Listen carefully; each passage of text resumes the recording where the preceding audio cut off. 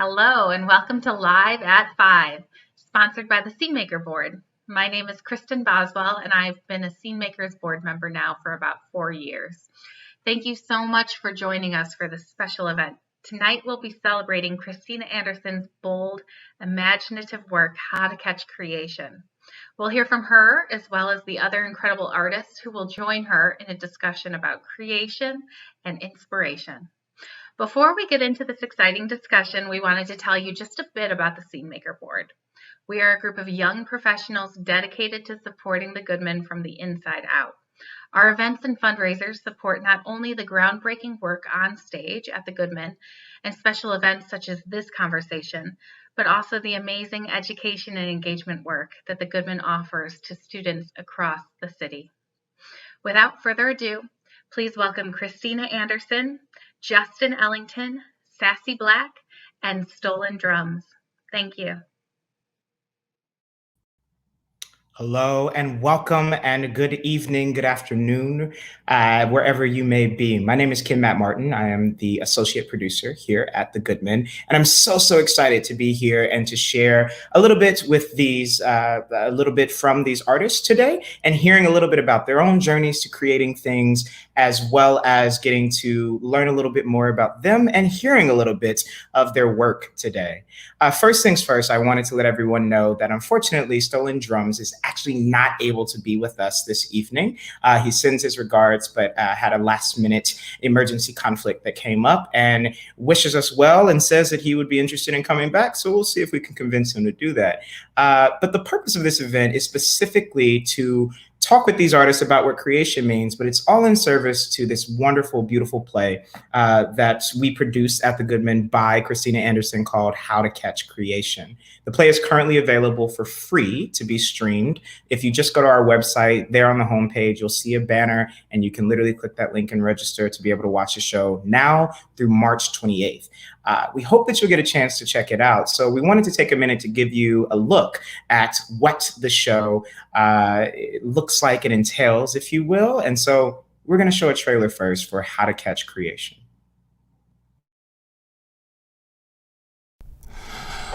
I think I want to have a kid.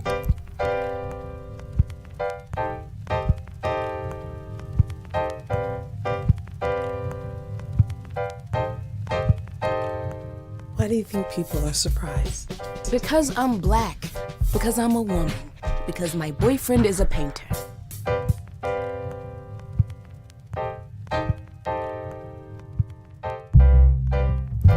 I just want advice. Something that can help him. You should paint from sensation, emotion, desire. Tell him,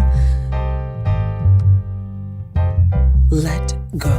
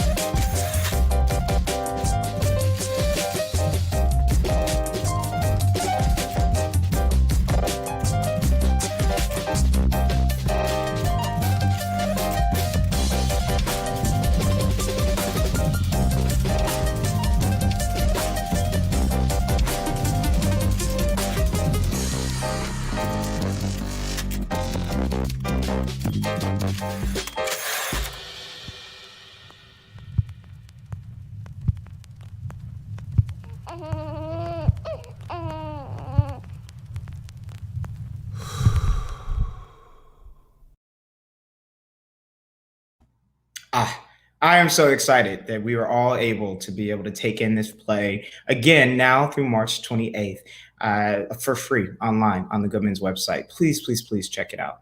All right, with no further ado, I'm excited and ready to go ahead and introduce our guest for the evening that are going to talk about their own processes of how they make their work. And then, as I said, later on in just a little bit, we'll also get to hear and see some of their work in a little bit. But first things first, I want to introduce our guest, Christina Anderson. The playwright.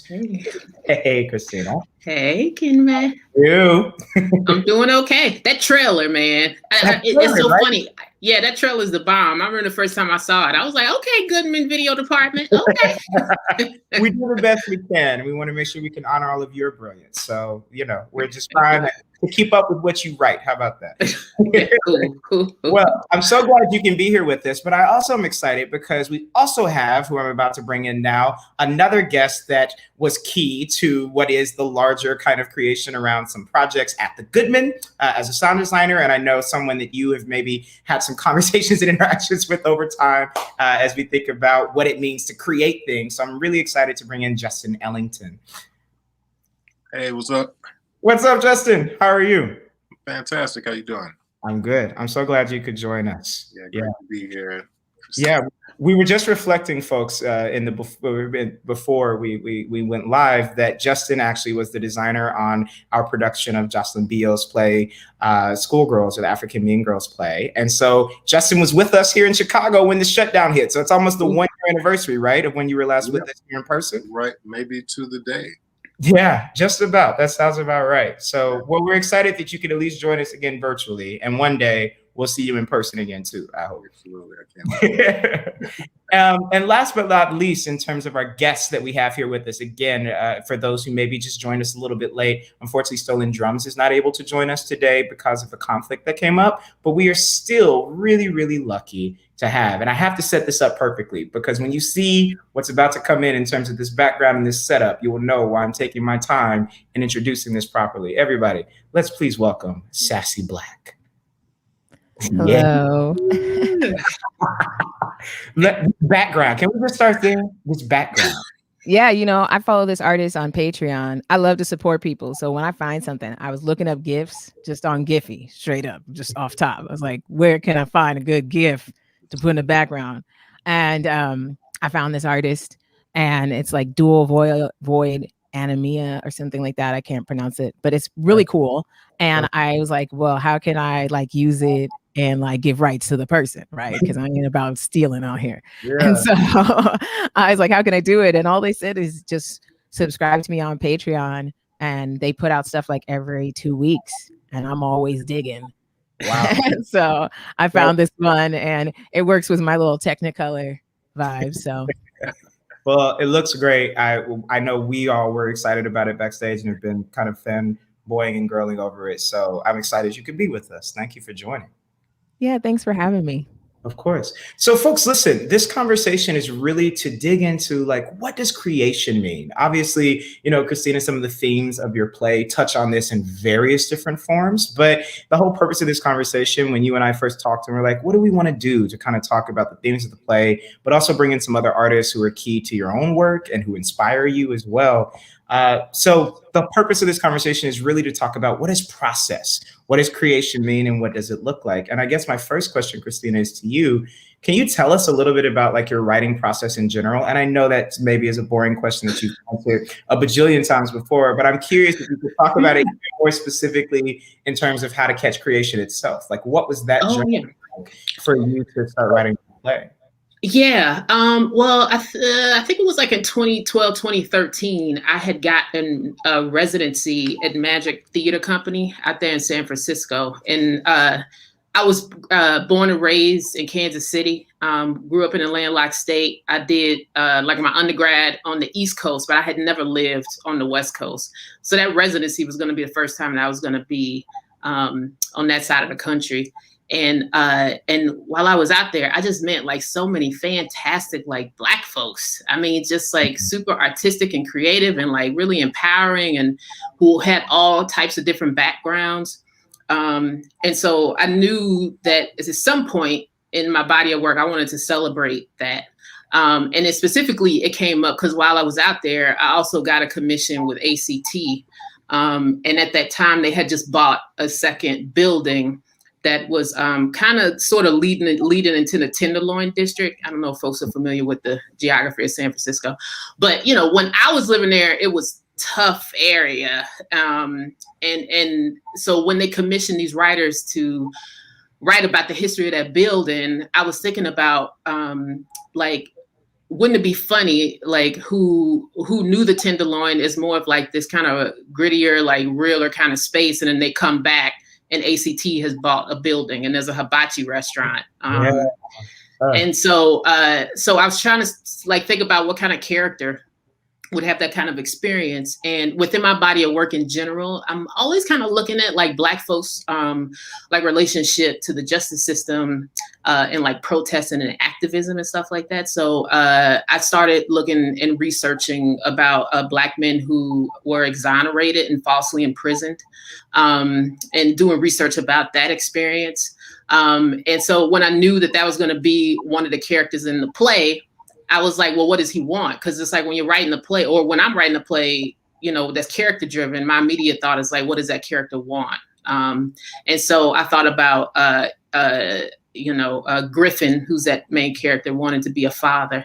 So then I started doing research, and it's actually really hard for like single men to adopt kids because nobody trusts their intentions. And so then I started doing research about that, and I knew I wanted Griffin's journey to be like single fatherhood. And so then for all the other characters in the play, I just kind of filled out like different types of like folks, like Black folks that I had met in the Bay. Yeah. And so like that writing process, it was pretty easy. Like once I figured out who the characters were, and then I was so blessed with that play because I had so many workshops where the audiences were super generous and engaged with the characters. So it was an easy birth, so to speak. That play, I had a good community around me. Wow, I love that, and I love the specificity of how much that particular time in that area, in that district, is a big kind of like kernel for you too. You know, I'm curious, Justin, if I can move to you. You're both a musician as well as a sound designer who's worked everywhere, all over the country and world. Probably for that matter. What for you is kind of like and I'm curious about this question, both from a sound design standpoint, but also for you, like the musician that you are as well.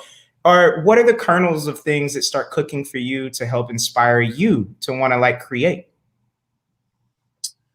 I think my childhood, just when there was freedom because you didn't know anything else, I wasn't aware of mistake. I wasn't doing what I was doing for money. It was literally for the pleasure of the process. So I'm always trying to maintain that. And it just starts from that kind of pure place. Like, how can we have fun? I tend to sit down and just give thanks. I'm successful when I sit down and I give thanks and then I start to work, Yeah. As a composer, I tend to, I'll play depending on the world that I need to make music in, right? First of all, just immerse myself in the world and become peers with the composers, producers, artists of that time, right? Just that deep into it that, me and Sam Cooke, I know why you went to that chord. I know what you were feeling. This song applies in that time period, right? Yeah. Make these people these are my people. Right. And then I take that and I'm just kind of in that world and I press record and start playing. Right. And as soon as I make a plan or a thought to go to a cool chord, or if I do this thing, that'll be cool, I hit stop. I just work with that stuff that happened when I was not thinking, when I was just kind of feeling it and that confident kind of in the world, it's like I got all my tools together to kind of survive in this world, hopefully. Yeah. Survive in this world, blindly just going through it. And then when I open my eyes to see, I stop and look around and look at the mess I made and then try to clean that up, right? And that's kind of, that's what it is when I'm composing, sound designing, cooking, it's kind of all the same thing. Gotcha. Wow. Wow. Can I ask you a quick follow-up? And then Sassy, I want to let you weigh in on this question about like, what is process for you and where does it begin? But I'm really quick follow-up, Justin. I'm curious, is there a stark difference for you between when you're working, say, as a sound designer, where you are responding right to someone to a whole body of people's work, essentially, right? Like, what is that stark difference between where you start thinking and creating in that way versus things that you're just creating for yourself? You know what I mean? Like, as a composer, do you find a difference in processes there practically with how you start? I mean, I think when I approach a script, there are two things to it. There's one, the role of the music or sound, like the things that have to happen. And then you have the character. And the character, that's where I'm going to show up. That's where hopefully being immersed in the world will allow me to show up just honestly, right? Yeah. So yeah, I hope I answered. No, yeah. Sassy, I'm going to move to you and start with you now. I'm curious, when we were talking a little bit backstage beforehand, you were talking about your journey of doing more live performance and now kind of transitioning to being more of a composer, you were saying. And so what does this mean to you? What is your process to how you start creating, and how has that shifted for you maybe when you think about all of the different things that have happened over the last couple of years in your own career and journey of how you think about moving and creating? Well, I just want to start saying I love this conversation. I love taking like online classes. I've been going to like all the webinars, and when I could travel, I was at all the conferences. I was like, oh, you about to talk? I'm about to be at that, and I'm going to record it like secretly and keep it in my own library and play it back for inspiration. So like, that's what I do. So this is actually, and it's great for me as someone who is also like trying to write my own first script and transitioning into composing. I'm already drawing inspiration from this conversation right here. So thank you, because I also just need to see cool Black people sharing their stories and their talents. So I just get excited. So this is already like inspiring me, but it's similar, honestly. I love studying. I love researching. I just be listening over and over and over to music. And I like to stay in a certain era. Most of the music I listen to is like from the 70s to the 90s. And that's like my vibe. Unless it's like anything from Ella Fitzgerald or something from Sarah Vaughan. But you know, I get in really heavy with like Stanley Clarke or Chick Corea, and just people who are just like going wild on it. Basically, like Stevie Wonder would just be like da da da da, just when people just let their brains out on through the music, basically, and their souls out, right? So I spend a lot of time with that. When I'm like approaching a song as a lyricist, I mumble my way through, but there's already key chunks of words that come out. And I typically have an overarching theme as a lyricist in general, because I've been writing songs since I was 10, and I'm gonna be 35 this year. So I have like an overarching thing, which is like love, self-love, appreciation, communication. And that's typically like the clear thread through all of my music, whether I've with other people and other bands and stuff like that. It's a lot of contemplation. So naturally, those things will come up. And now that I'm in my 30s, I have like a different goal in terms of what I want to compose, because I do want to feel good. I've had a lot of conversations with fellow artists about creating out of joy and creating with purpose to heal versus creating out of rage, you know, and out of struggle. You know, it has a different tone to it. And I like really pay attention, and I read autobiographies. I'm reading the Philip Bailey Shining Star right now. Autobiography. It's dope. If you ever want to learn about Earth, Wind, and Fire, crazy. Threads is dope. So anyways, I love to read and do all that, you know, like to dip into different mediums. And so typically that stuff, whatever I'm studying, will just pop up in a song. And then I just let it roll.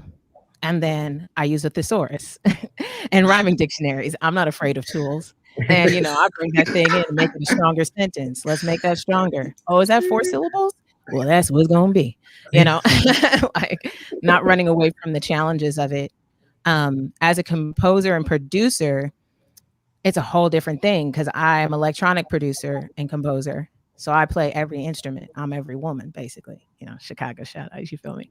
You know, I'm every woman. And so I'm just riffing. I'm like, okay, if I'm a bass player, if I'm doing this bass line, whether I'm playing it as keys or not, how would I stand? how would I get into the rhythm?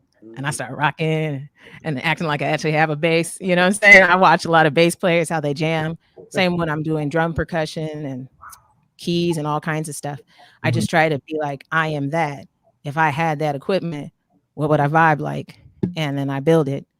And it's like one of the most freeing processes, because I will just keep making bass line. I'll make one section and I'll make like 10 bass lines for that one section, just to try and make it juicy. Just on which one is really going to take us to the next planet, you know? And I just try to make sure I have fun, because a couple years ago at New Year's Eve, I was not having fun.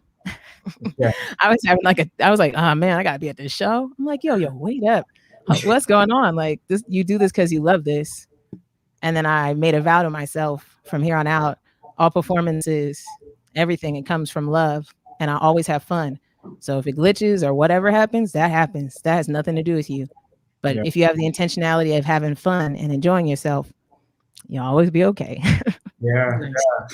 Well, you know, I'm curious to hear from all of you. The reason that this whole program came together specifically the way that it did is that myself and some other colleagues at the Goodman reached out to Christina and said, hey, we want to do something now that your play is going to be re-airing that could give you a chance to kind of engage with how you're thinking about art in this moment and everything else. And she specifically named the two of you, along with Stolen Drums, who again could not join us tonight, unfortunately, as inspirations. And inspiration is a big theme within How to Catch Creation.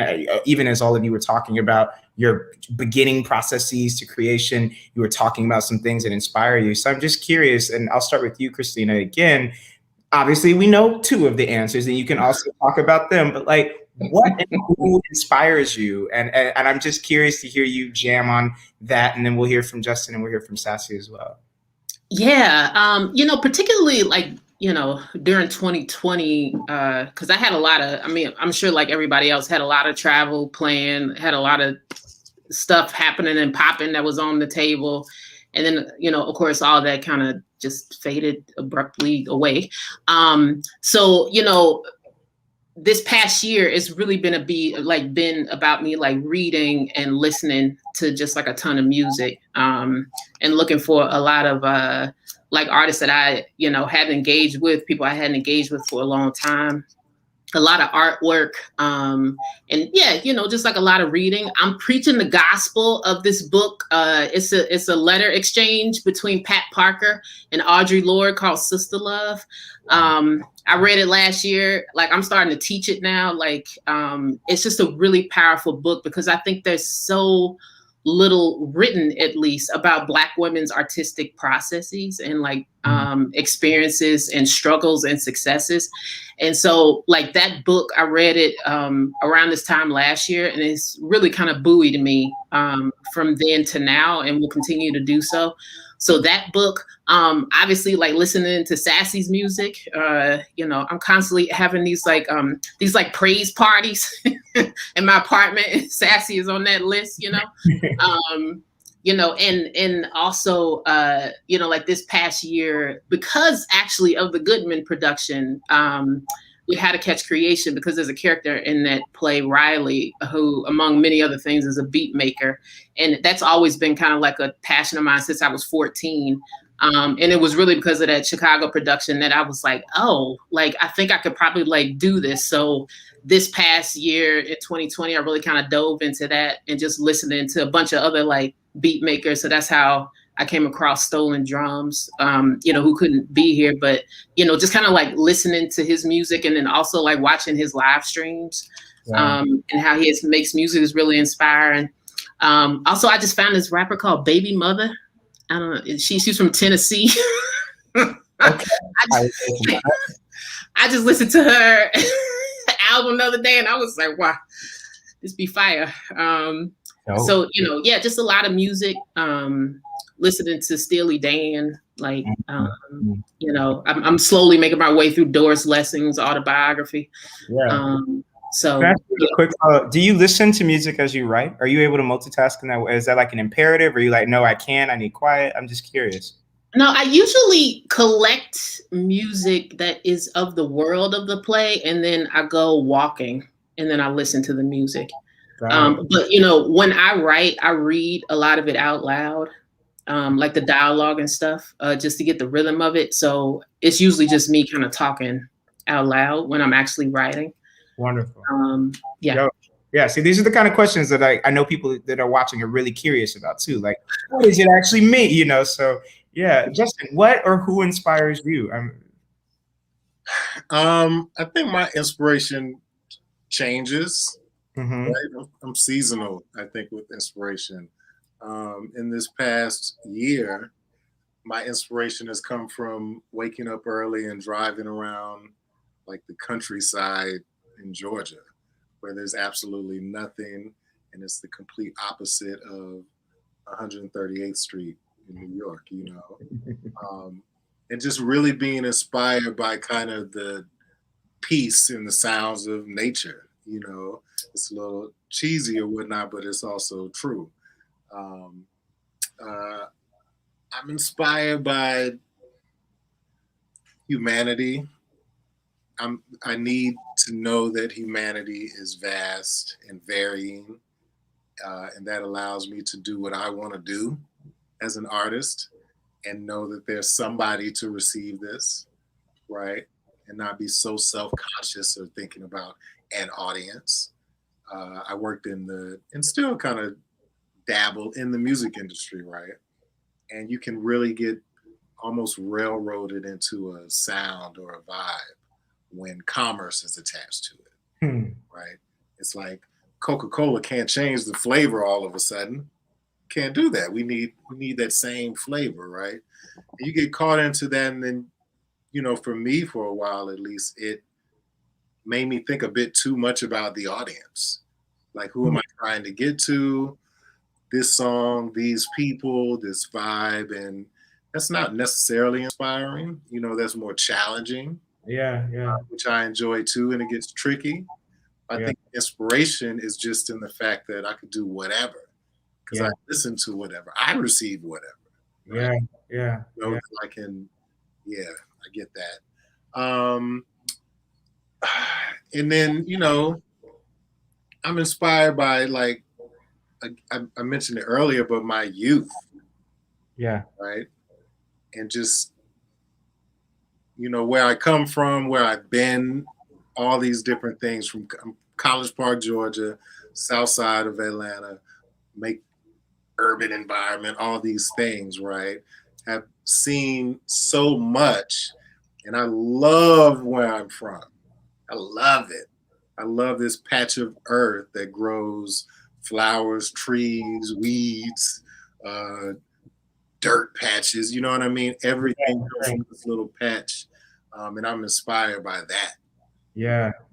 Somehow, I feel like I need to be inspired to inspire others. Maybe that's where my inspiration comes from, is the idea that somebody needs to receive what I've received over time. I feel lucky, right? Yeah. I'm inspired to go to that little kid on Godby Road, ask about it. Old National Highway, ask about it.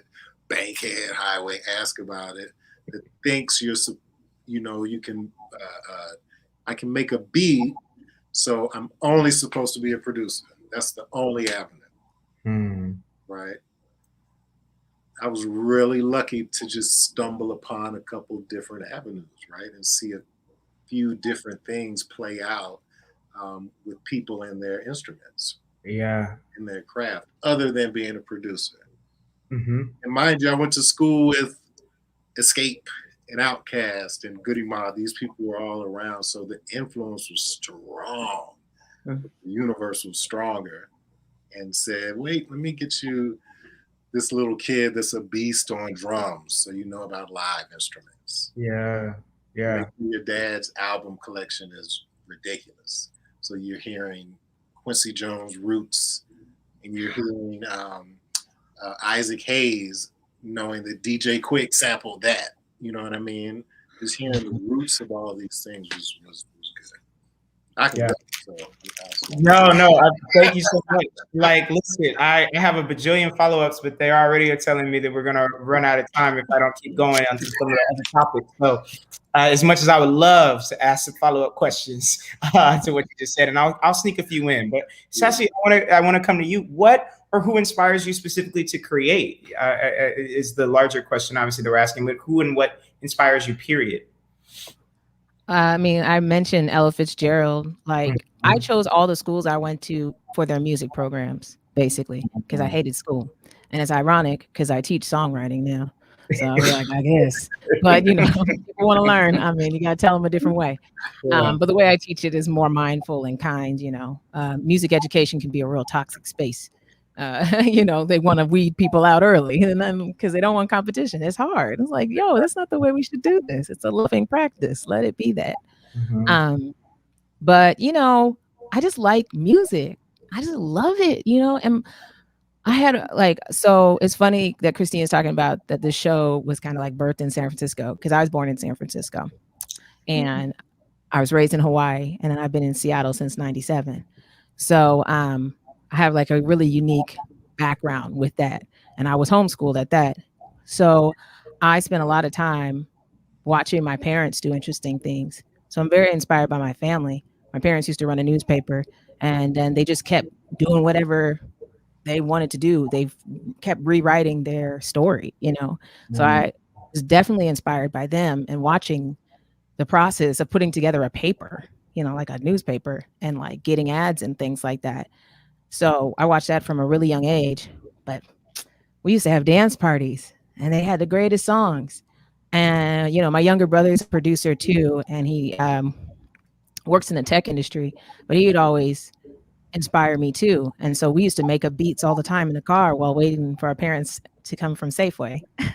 We have our little radio games. We're like, okay, so what's this song? Guess this song. And then you got to blend it into that song. And so we would have to do that back and forth. And we had a bunch of songs, and we weren't even double digits. You know what I'm saying? These little kid games. And, you know, and we both DJs now, but that was a vibe. So I was growing up listening to D-Light and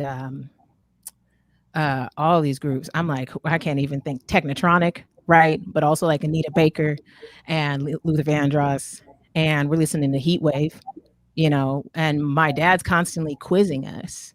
You know who wrote this song? You know who wrote it? Because he was interested in. My parents love research, so they were like, you know who wrote this? And he's always asking me, and then asking me about the lyrics. And I was like, Dad, I don't know nothing. I'm 9. You know, like, you know. But that was always inspiring. They always had like a thirst for knowledge, and that led to me having a thirst for knowledge too. So, you know, I had Joni Mitchell in the house, and we're listening to Miles Davis, and my dad was putting on Quincy Jones and stuff. And we're listening to all kinds of stuff, just like all of it, you know, Eurythmics, everything, anything, you know, and it was really awesome. It was really pleasant. Like, that inspired me so much. And so when I went to high school, I tried to join the jazz choir, and they were telling me you got to sing jazz and stuff. And I was like, okay, white people telling me that I got to sing jazz better. And there's no black people in this choir. Okay, cool. This is really hard for me. And I was doing anti-racism training because my mom worked in doing anti-racism stuff when I was growing up, and until she retired, basically, for the county, for King County.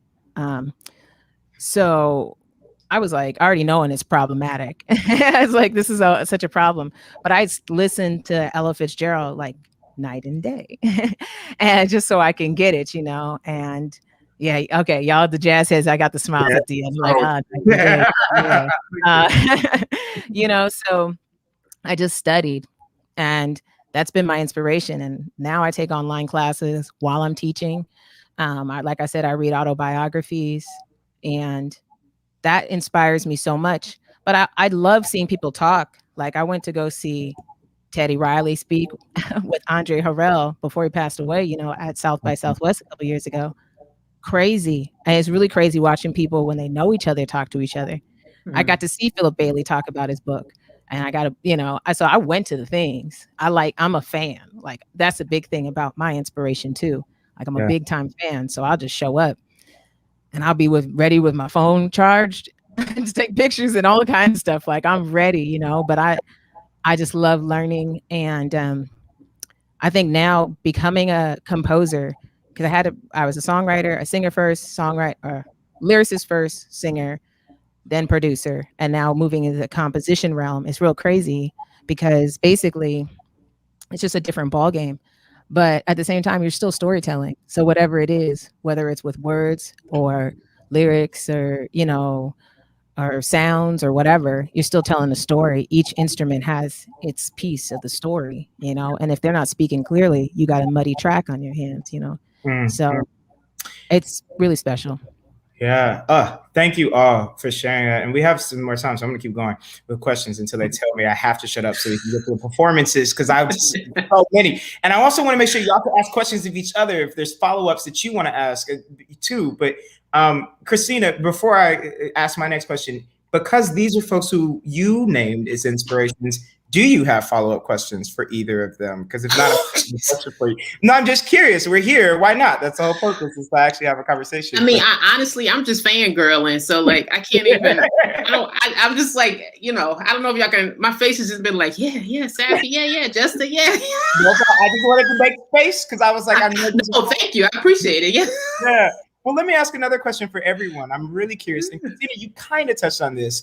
Obviously, we're still in the middle. I think all of us can say hopefully fairly on the backside and closer to being on the other side of this pandemic, but we are still technically in the midst of a pandemic right now. And you've all kind of touched a little bit on like what has inspired you. I mean, Christina, you spoke specifically about like taking this time to be like, I'm going to make these beats, like a thing that you've always wanted to do. But I'm curious to hear a little bit about like how your process, like your actual creative process has changed. And this is for all of you with the varying, since you're kind of multi-hyphenates, during this pandemic. Like, have you found it harder to create? Have you found it easier to create? Are you creating in newer, different ways because of the way that the pandemic has hit and affected you? I'm just really curious to hear about that from all of you. I'll start if that's cool. Go. Okay. For me, I had to I was ripping and running for years. For years. I used to sit as a trustee for the Grammys. So I was going to the Grammys every year.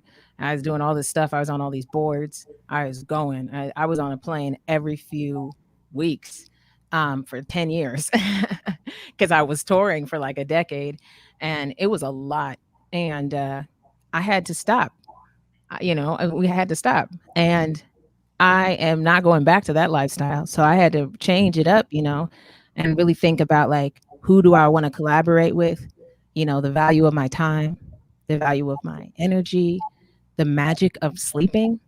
Because I was like, how was I doing anything without sleep? I was like, wait. I would do stuff for 7 days and only get 4 hours of sleep at night, and like barely. And then I was sleeping in the Uber on the way to the thing because, it's in LA. It's a 30-minute drive, only 10 minutes away, but it's really 30-minute drive. And, like whatever it was, trying to get naps in, wherever I could. Wow. So I redesigned my life, and that's really what came down to it, because I was touring for a decade, before in a group and then solo, and just having to change all of that was a lot. But now I feel like I changed it for the better, and I just know my musicianship has gone up. I started taking like really basic rudimental music theory classes again, and just everything, because I want to write charts. I want to score stuff. And I just really started opening myself up to myself and saying, hey, let's do the stuff you said you wanted to do, that you like, that script you started on 10 years ago, that, whatever you started writing, let's just try to do it. Because, we always say, I'll get to that later. But when's later? If you're always running and you're never taking breaks. And musicians and artists, we're told we're supposed to struggle forever until we die. Or somebody kills us, or something happens. That's what it's supposed to be, especially for Black artists. So I was just like studying and everything and saying, I don't want this life like that. I want it my own way that works for me. And so I can spend time with people and get to know people and like build up actual community, and not just keep like networking and, that's my person. That's the person, it wasn't sustainable. So I feel like I just literally changed my entire life. Yeah, and you're saying you're not going back, which is interesting. I mean, it's a theme I'm hearing from a lot of artists who are talking about, they've used this time to talk about what it means to zoom out and see the practices that we all have kind of held and what you've learned from this time where we've been forced to kind of slow down. Justin, I want to throw the same question to you. Like, how has the pandemic changed your creative process? Well, I think that, we are like sponges, right? As artists, we kind of absorb what we absorb and through process just squeeze out and give. And I think particularly in the beginning of the pandemic, I squeezed everything out. Right? I was in Chicago. I didn't know what was about to happen. I rushed home to my parents. Actually, I was in Chicago. I went to St. Louis to go start a show. And, I knew the world was going crazy. I was like, are we doing this? I'm looking around the room like these are the last people I'm going to be with. Like, we got to make it back to the East Coast. You know what I'm saying? It was crazy. Yeah. So, all that energy, I came to Atlanta, just outside of Atlanta, to my parents, just to, make sure they were good, you know what I'm saying? With toilet tissue and canned goods, I was ready to go. And that kind of exhausted me, really, honestly, the absorber. I wasn't absorbing anything. I was just not in that mode. Like it wasn't even important, actually, because it wasn't happening. You know what I mean? It was just like, what I need to absorb is just this love and family and life and values, right? So, kind of what Sassy was mentioning, that's been made very important right now. I'm very aware of that. And so the creation part is me kind of not even recreating, but understanding what I'm absorbing, what I even want to absorb, who I want to absorb with as a collaborator, creator, the projects that I want to be involved with, making sure that I'm creating a quality of living, right? And not just a mountain of work, but like literally creating that, so that when I am squeezed, when this kind of artist sponge is squeezed, something amazing should come out of it. You know what I mean? Not just the blues, not just hard beats. Like a wealth of things should come out. I can't wait to actually see what comes out of this time for everybody, as kind of there's been a collective moral awakening, awareness, even for those that didn't awake. Again. Gotcha. So, Christina, I would throw it to you for the final answer on this, because they're telling us we have to move so that we have time for y'all to perform and show things. But how has the pandemic in this moment, you mentioned what's changed in terms of inspiration, but how has it affected your literal creative process during this time? Yeah, I just want to echo what Sassy was saying about traveling, because I did not realize how much I was going until I was forced to stand still. And to also realize that like my apartment was essentially storage space, because I wasn't living in it, It was just like holding my stuff until I went to the next thing. So that was the biggest realization, and to also kind of think about what it means to create work in stillness and peace, as opposed to like responding to deadlines or responding to outside expectations, has been a huge like realization and lesson. Because, I'm working on this commission for the public. I'm adapting Zora Neale Hurston's Barracoon, and all of my responses to the drafts were deadline driven. And, this past year, it's been really me sitting down with this book, with the current draft I have, and being like, what am I saying, like with this adaptation, and to really have the space to figure out like, what am I doing as an artist, and what is my thumbprint on this stage adaptation?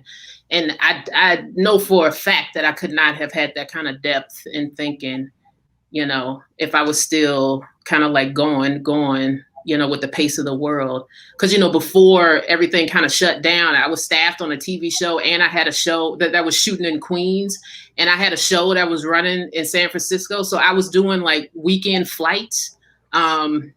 So it was just like, it was a crazy time. Like that's essentially what I was doing, like right before everything kind of shut down. So, and it was only going to get more like that.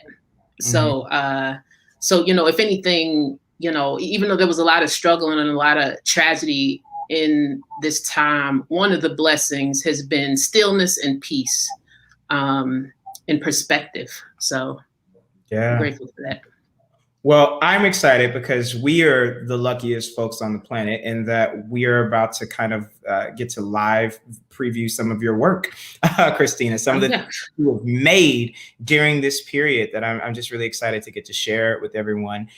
So here in a second, myself and Justin and Sassy are going to go away, and we're going to let Christina show some of, introduce some of the work that you've been making during this period. And then we're going to get, I believe, 3 songs a little bit later from Sassy after Christina shows some things. But first things first, I want to say thank you to Justin because you're not presenting or showing anything. You were just here to talk about and be in conversation with us. So thank you so much, Justin, for being here as well. Because when we pull back in a little bit, we'll just get to the performances and then we won't get to see Justin anymore. Even though I wish I could ask you all the questions about what it was like to be in school with like Outkast and not like, just, right.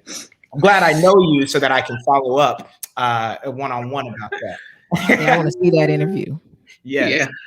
Yeah. Thank you. It's kind of like being on this, like we are right now, just kind of creative, expansive minds. Yeah. Yeah. Well, listen, thank you again, Justin. It's good to see you again. As I said, folks, this is who Designer, beautiful production of Schoolgirls, the African Mean Girls play. Justin Ellington did that. Gorgeous sound design. Shout out to the 80s. You were talking about inspiration earlier. Like, man, if you didn't get a chance to catch it, we're coming back. It will be live whenever we can reopen. It's coming back. Right. But it's a really fantastic show. So thank you, Justin, for being here. And he also did the music and creation too. Yeah, exactly. That's the whole point you're here. Actually, I wanted to say, if I can really quickly, I know I'm in trouble, but I never came to Chicago for that. Yeah. We never saw each other. What we're dealing with kind of in the world right now is exactly what the situation was in How to Catch Creation for me. I was in New York. I was working through Joanna, and just kind of reading and listening and receiving and getting notes and sending music. So, yeah, I just found that interesting that this is kind of an anniversary of sorts. Yeah. Yes. Well, thank you for your work on both of those seminal works that have happened at the Goodman. And folks, without any further ado, I'm going to go away and the rest of us are going to go away and we're going to hear from Christina and then from Sassy after that. Yeah, thank you. So, I really wanted to, when Ken Matt came to me and his team to, ask what I wanted to do for this Live at 5, I immediately thought about the music because for the production of How to Catch Creation, we were really invested in curating a playlist and, having Justin on board to compose a lot of the beats. And as a beat maker in the show, I really wanted this discussion to be around music. And so I also want to take this opportunity to share the work that I've been making during this year, some of the music. And on top of that, a little sneak surprise thing is that the photography that's on set in Tammy's apartment in How to Catch Creation was actually a photo that I took. So these past couple of 3 or 4 years, I've also been dabbling in photography. So the next 2 songs you're going to hear are things that I've made, some beats I've made in this year. And the photos are photos that I took while I was working, doing theater gigs in Sweden, in New York, in Berkeley. I don't have any Chicago photos because it was like crazy cold when I was there working on How to Catch Creation. So I wasn't outside. So yeah, we're just going to play these 2 beats and also just show some of the photography from, previous years that I was traveling. So thanks to everybody for being a part of this. Thank you to Sassy. Thank you to Justin. Thank you to Ken, Matt, and Lena and the whole team out there at the Goodman. Thanks.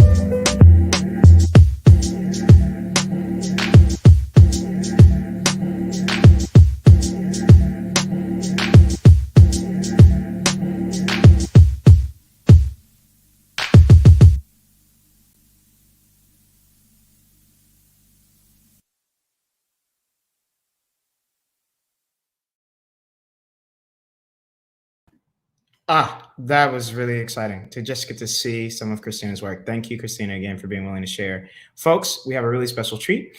We're now going to get to hear a couple of different songs from Sassy Black, who was so kind and gracious enough to be here with us today. And we're going to start first and foremost with Left or Right. Take it away, Sassy. Thank you. Oh, wait, let me throw on my reverb and my headphones.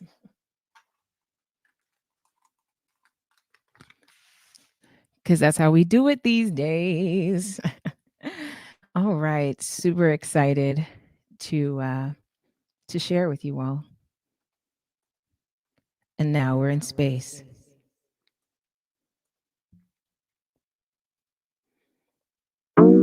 I have this feeling that life has no meaning.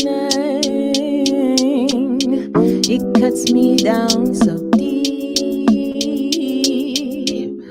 I can barely eat or sleep. It ain't right, ain't right, ain't right. Something ain't right, it ain't right. It ain't right, ain't right, ain't right. Something ain't right, it ain't right. I need direction, I need direction. I'm lost at the fork in the road. I need connected communication. Yeah, yeah.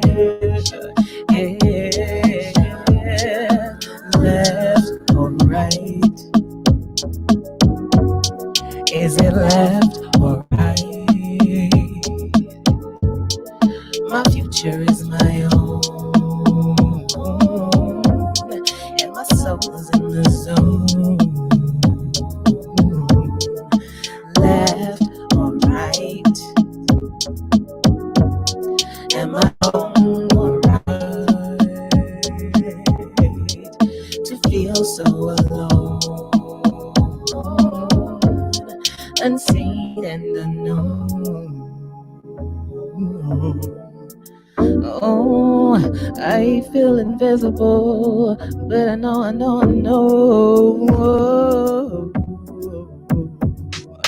Oh, okay.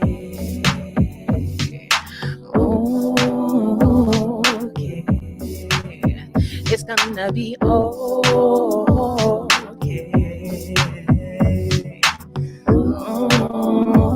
Okay. It's a change in direction, loving my imperfection, steering clear of affection, for my own protection.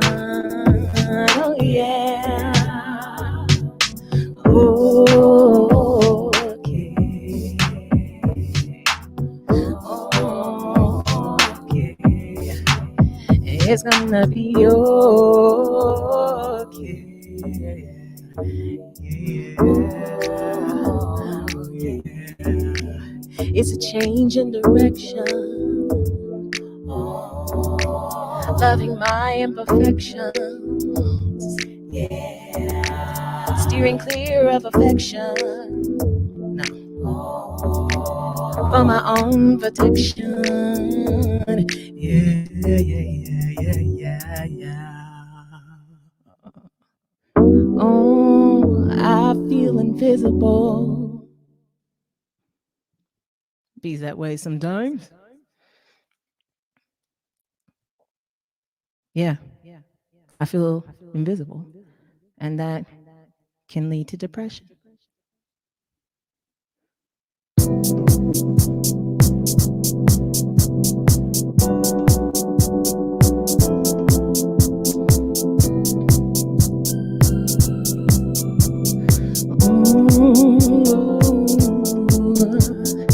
Dance, feel, heal, repeat. Dance, feel, heal, repeat. Dance, feel, heal, repeat. Natural therapy. Dance, feel, heal, repeat. Dance, feel, heal, repeat. Dance, feel, heal, repeat. Natural therapy. Superfly.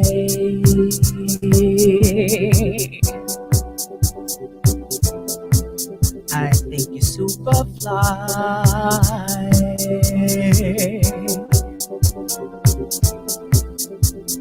Super fly. Oh, I think you're super fly.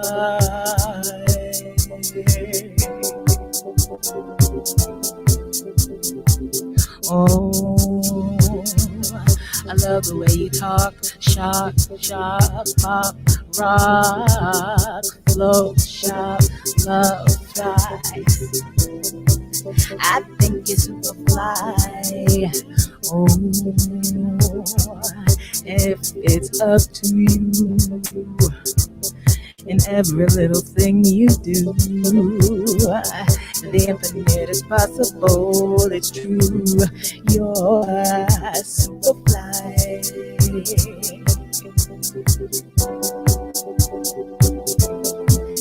I think you're super fly.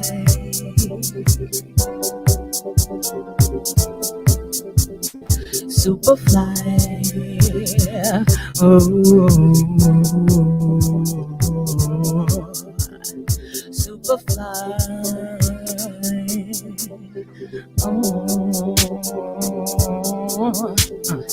dance, feel, heal, repeat. Dance, feel, heal, repeat. Dance, feel, heal, repeat.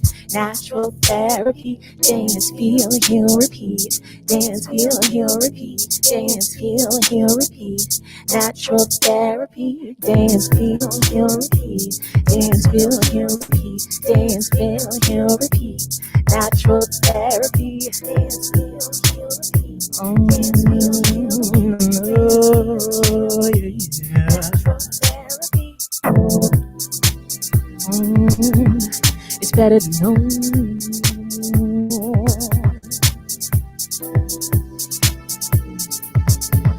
It's better to know.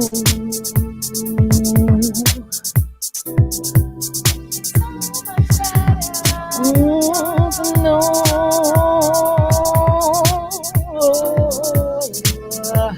It's so much better to know. Pick up, pick up, pick up, pick up, pick up from where you started. It's okay if you forgot it. No one is perfect. Pick up, pick up, pick up, pick up, pick up, and get a move on. It's time to get your groove on and follow your path. It's up to you.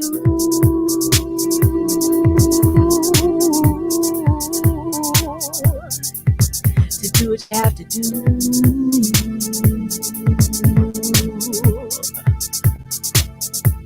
And if you can't see what I see, you need to spend more time and learn your personality. Dance, feel, heal, repeat. Dance, feel, heal, repeat. Yeah, yeah. Natural therapy. Yeah, yeah, yeah. Yeah.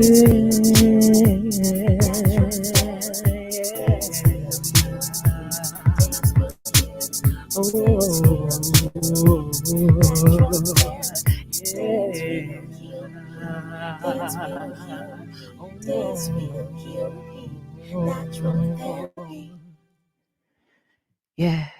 yeah. That song's called Depression. Thank you so much. Let me know if I can do one more. I know we're like at the hour mark, but I feel like we had some Black excellence today, and I would love to share this Black excellence. Okay, I got the go ahead, Sassy. Go ahead. We chilling, Sassy. Go ahead.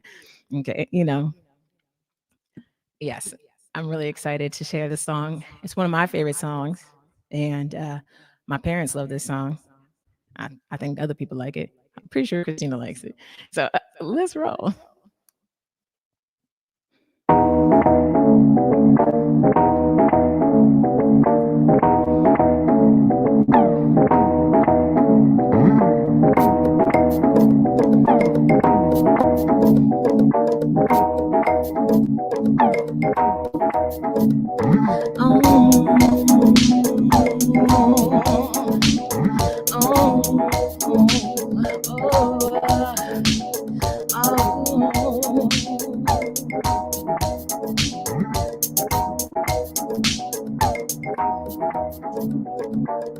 Did you know, did you know, did you know?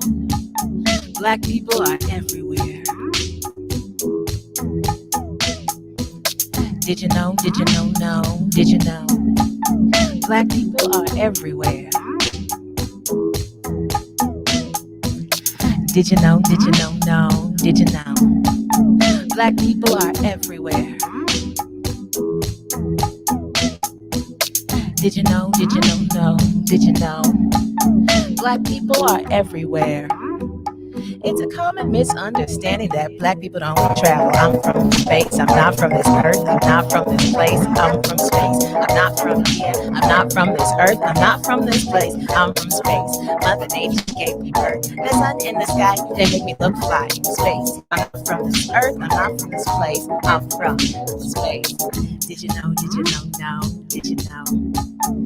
I am here. Did you know, did you know, did you know? I am here. Did you know, did you know, did you know? I am here. Hey, did you know, did you know, did you know? I am here.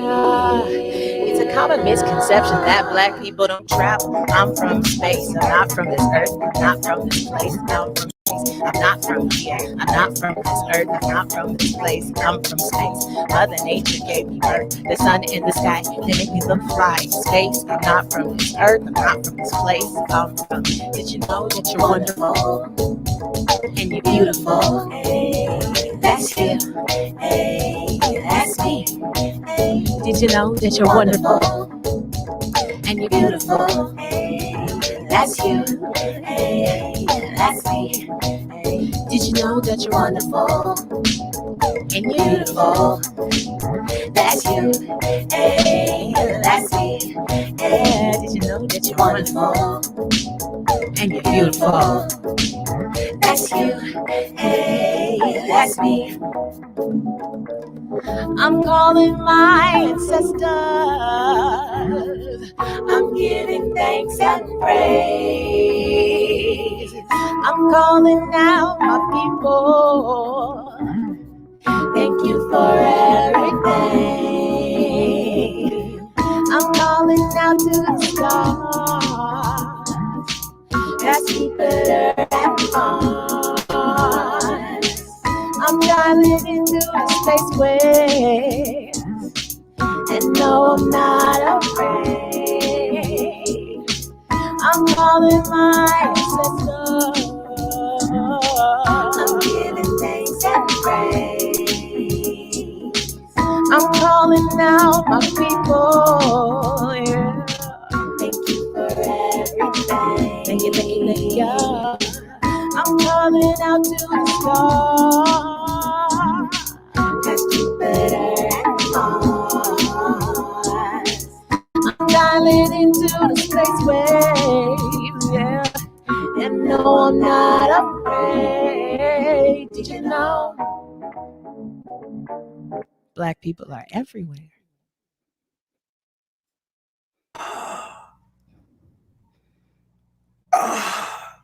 What am I supposed to do with that? What do we? Folks, Sassy Black, everyone. Thank you so much. Christina, I know is still here. Can we bring Christina on just so she can clap in real time? I know you got another event you have to run to, Christina, but hey. Thank you, Sassy. Thank you, thank you. Thank you, Justin. Yes, listen, folks, thank you all so much for coming. I have to say a big thank you to all three of our lovely guests, Christina Anderson and Justin Ellington, whose play, Christina's play, How to Catch Creation, is live now on the Goodman website. You can find it there through March 28th, and Justin did the sound design for that, amongst many other things. But, well, no, did the music for that. Forgive me. You did music. See, this is why I was trying to be careful earlier, so I He composed the music, the beats, yeah. He composed the beats for the show. Forgive me, not the design. And we want to thank Sassy Black as well for being here with us. So thank you, Sassy. Thank you, Justin. Thank you, Christina. And How to Catch Creation is live on the Goodman's website through March 28th. You can check it out there. These are two of the artists that inspired Christina Anderson. We hope that maybe now all three of these artists have maybe inspired you a little bit and that you'll come back and see us. A big thank you to the folks behind the scenes, Rachel and Alina Romano, who is the producer of this great event that we do, and also, of course, to the scene makers who are our sponsors. Thank you, everybody, and have a good night. Thank you. Peace. Thank y'all. Black excellence. Yes. Sassy Black. Thanks, everyone, and have a good night.